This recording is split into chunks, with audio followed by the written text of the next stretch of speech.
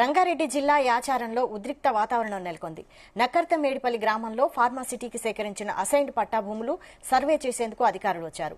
రైతులను ఇబ్బందులకు గురి చేయకుండా శాంతియుతంగా నచ్చజెప్పి సేకరించిన భూములను సర్వే చేసి ఫెన్సింగ్ వేసేలా చర్యలు తీసుకుంటున్నారు. 40 నుండి 60 రోజుల్లో సర్వే పూర్తి చేసే అవకాశాలున్నాయన్నారు. ఎలాంటి అవాంఛనీయ ఘటనలు జరగకుండా పెద్ద ఎత్తున పోలీసులు మోహరించారు.